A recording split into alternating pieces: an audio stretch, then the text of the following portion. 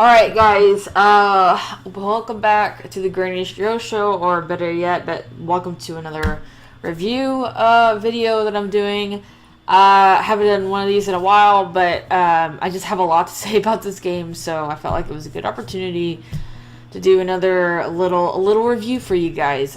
So I did a video recently for State of Decay 2 where we played like the beginning of it, and I shared my thoughts. And when I first played it, and you can see it on the video, I didn't really mind the game that much. I didn't think it was that bad, or as bad as people were saying it was.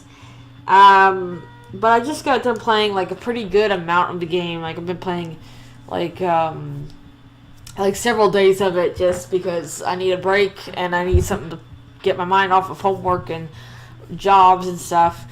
And after a while playing it for a very long time, I have to say it's a very frustrating game. When I first started playing it, I thought, I would recommend it to people. But after playing it for a few days, I don't know if I would, sadly, unfortunately. The only reason why I'm playing it now and I'm still playing it is because I have nothing else to play. But if I had something else to play, then I would probably drop it, and the game gets so frustrating I actually have to take breaks from it, which is not a good sign. It's kind of a bad sign when you're like, hey, I gotta go do something else because this game's stressing me out. So where do I begin? I made a list. Let me go to the list because I wanted to make sure I remembered everything. There's so many things, little tiny things that frustrate you, which at the beginning you're like, okay, it's a small frustration, but it starts to get to be a big list, and then after a while you're like going through your computer, like your controller and computer after like a few hours of playing. Like I think the biggest problem I have at number one is that nighttime's a complete nightmare, just a complete nightmare, unplayable. I probably should have some good footage of how it looks like, but basically you can't see 2 feet in front of you. The only thing you could really see is through this really crappy flashlight that's like a little ring of light. Otherwise, you can't see anything. And it's to the point to where you don't even know how to get out of the freaking house, or you're trying to talk to someone before a mission, you don't know where they are. It doesn't add any like real tension or scariness to the game. It just makes it frustrating, and I think a lot of developers, and I'm going to say this again with the racing, I think a lot of developers like to make games frustrating because they think frustrating means fun, because it means it's challenging. That's not true. You don't need to make your game frustrating to play to make it challenging. You can make it challenging and fun. I think like Bloodborne, games like that are good examples. There's not really an excuse that I'm like turning off the computer at night when it hits nighttime in the game because I'm so frustrated with it. I'm like yelling at the computer because it just doesn't do what I want it to do. Nighttime is so bad, it cuts the gameplay in half. I can't do missions at night because I can't see where I'm going. I literally was like stuck. I don't think I have footage of this, but I was literally stuck in this valley, like this river, for like 30 minutes because I just couldn't figure out how to get out because I couldn't see.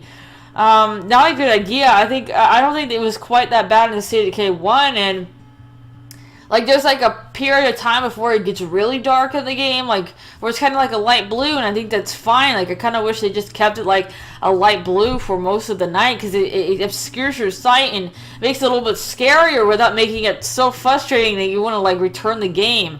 It makes it very difficult to get everything done. Like you have a list of missions, and you know, you get timed out for missions because you're just like, I can't do it. I have to do it in day. I have to wait until day. I can't do anything. I can't do infestations at night. You can't do anything. You literally have to fit all most of the gameplay in like just the daytime. It's just complete wreck. Because and it's also like a big hamper because for whatever reason, I don't know why they did this. This is not the case for the first game. When you switch out of the character,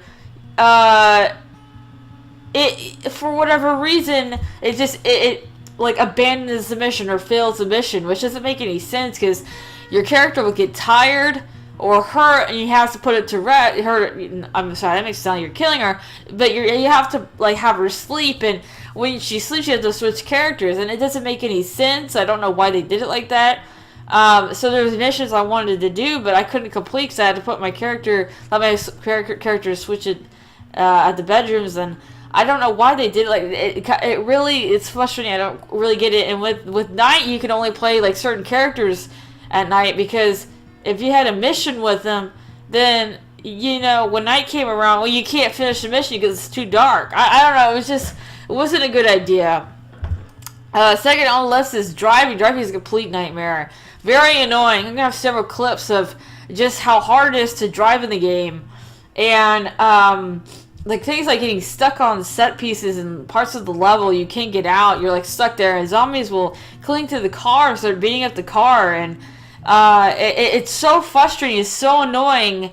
That I like driving. I try to avoid driving as much as possible. Like, and when you get a car that you actually like, you try to keep that car around as much as possible, because if you get a car that sucks, God, driving is like, there's just no point. You might as well just run everywhere. Like, there's a van, and impossible to drive the vans, and they would just randomly put like rocks or cars or like little things to obstruct your path when you're trying to go to A to B, like, you know. And I don't really get that. I don't see the point in that. Again, I guess they're trying to make the game challenging, but it doesn't make it challenging, it makes it frustrating. Like, it's already a hard game. Well, it's not really hard, but it's already supposed to be like kind of a hard game with all the zombies, and driving should not be just like painful to play. Like, I shouldn't be stressed out playing your game. I mean, I'm playing your game because I want to have fun, because I want to be stressed out. I might as well do my taxes. And so it's just not a good idea. Like, one of my car, like, I'm gonna have footage. I think if I haven't already showed it, it's like my car got stuck on a piece of fence, and like, it's my one good car, so I have to get that thing to work, and so I had to go get another car to go push that car out of the way. It was just a mess, complete mess. Controlling the characters is a nightmare. They like certain characters like to jet off platforms. Really not great when you're up high trying to scout an area, and you're trying to get to a ladder, and you just slightly push up, and she just jumps right off the platform and lands, and it hurts her really bad. Several of my characters would just jump off of like billboards, and I'm like, what the hell is your problem? And I'll be like right by a ladder, and I'll just lightly tap towards the ladder, and she just jetpacks off the, you know, off, and then I had to go get medical supplies to go help her out. And there's just not enough medical supplies or food on the map to make that like doable. I spent most of my time just getting medical supplies in order to heal characters that just fell off the freaking scene. Yeah, the UI is unclear. Like outposts. Like, I went to an outpost and claimed an outpost, and they said you're supposed to get medical supplies to the outpost, and I'm like, how does that work? And I'm going through all the UI trying to find and figure out how the hell I get this medical collection. Is not clear. The things like, you have pockets, like, you know, if you go to the inventory screen, there's pockets, and you have like your main like backpack. You can't switch objects from your pockets to your backpack, so you're like, well, I want to go like quickly go through these items, make a quick bar. You can't do that. I don't know why they did it like that. It doesn't make any sense. And then sometimes people have like personal quests, and you want to go check on their personal quests to see, like, you know, like, for example, Madison, one of my characters, like, you're trying to find the ant, and there's like a period of time where she has to decipher a note.